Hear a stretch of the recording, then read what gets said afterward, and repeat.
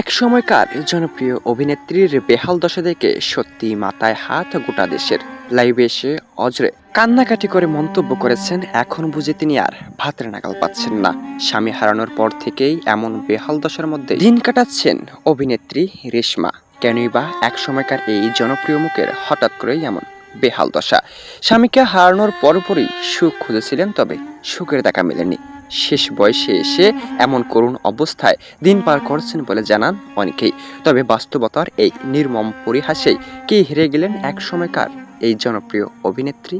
কেনই বা রেশমার বর্তমান সময়ের বেহাল দশা? দুমুঠো ভাতের জন্যই যুদ্ধ করছেন রেশমা।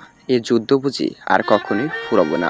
শেষ বয়সে এসেও যখন যুদ্ধ চলছে, তখন যেন আর নিজেকে সামলাতে না পেরে লাইভে এসে সকল দুঃখই প্রকাশ করেছেন। তবে পাশে দাঁড়ানোর মতো কেউই নেই, এমন সকল মন্তব্য সামাজিক যোগাযোগ মাধ্যমেই ভাইরাল হয়েছিল কয়েকদিন আগেই। অনেকেই ধারণা করেন কেনই বা রেশমার এমন বেহাল দশা। যদিও পরবর্তী সময়ে রেশমা লাইভে এসে কিছু আবেগপ্রবণ মন্তব্য প্রকাশ করেছেন, তবে তিনি তার পরপরই মন্তব্য করেছেন বর্তমান সময়ে তার সন্তান ও মেয়ের জন্যই তিনি বেঁচে রয়েছেন। এমনকি সন্তানদের জন্যই তিনি দোয়া করেছেন।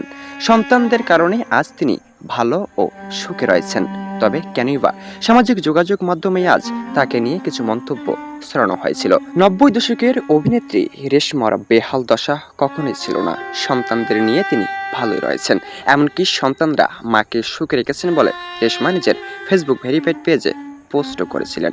এই 90 দশকের অভিনেত্রীর শারীরিক সুস্থতা কামনা করছি। এমনকি রেশমার বর্তমান অবস্থা সম্পর্কে আপনি কিছু জেনে থাকলে কমেন্টস করে জানাতে মোটেও ভুলবেন না।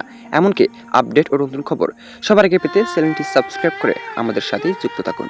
দেখছেন এবি নিউজ বাংলাদেশ।